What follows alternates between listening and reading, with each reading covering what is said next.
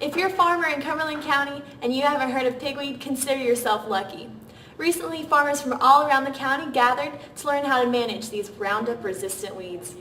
When Roundup, the first brand name of the chemical glyphosate, was developed, it was hailed as a once-in-a-lifetime discovery. But as is common in agriculture and nature in general, a medicine that used to cure everything is now finding some strains that have developed resistance. For crop producers, one weed that's developed glyphosate resistance is palmer amaranth, also known as pigweed. Pigweed can grow to be the size of a small tree, so it's obvious why farmers need a way to get rid of this pesky weed. The situation has become so harsh that farmers in Georgia have reached desperate measures to rid their fields of glyphosate-resistant pigweeds by hand-pulling some 15,000 acres of farmland infested by this resistant monster. Pigweed is not the only glyphosate-resistant weed. In North Carolina, there are 3.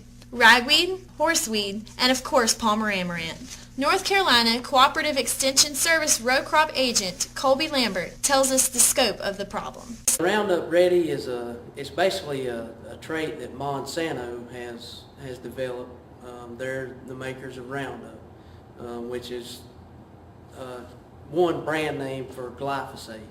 So when we talk about Roundup Ready crops, they're tolerant of glyphosate.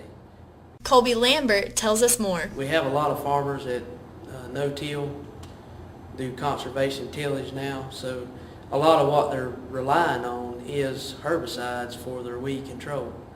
And we have a Roundup Ready corn, Roundup Ready cotton, Roundup Ready soybeans, and 98% of our acreage in cotton and soybeans is Roundup Ready crops. 60% of our corn is Roundup Ready, so we're putting a lot of pressure on selecting for these resistant weeds that are out there. Right. Acreage-wise, I'm not sure, but I would say percentage-wise, at least 60% of our acres has glyphosate resistant, and some cases we have glyphosate and ALS resistant palmer amaranth.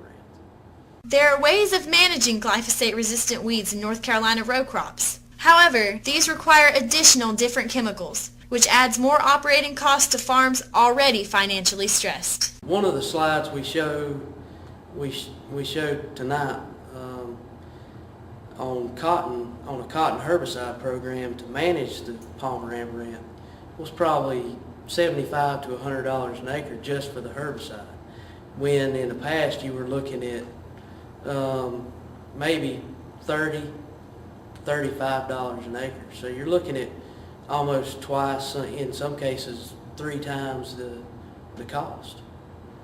Cultivation is an option. With the cost of fuel for these tractors, it's going to be a very costly option, but it may be something they'll have to consider on a rotational basis, just like rotating the crops. They may have to rotate their herbicide management programs and include cultivation. Colby Lambert says university research will hopefully find the answer. For the palmer amaranth, our most effective defense is going to be pre-emergent herbicides, where we basically can control them before they come up.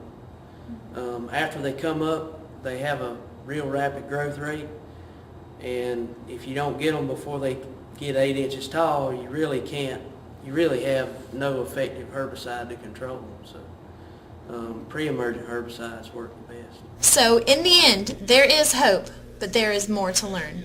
From the Cumberland County Cooperative Extension Office, I'm Paige Kennedy.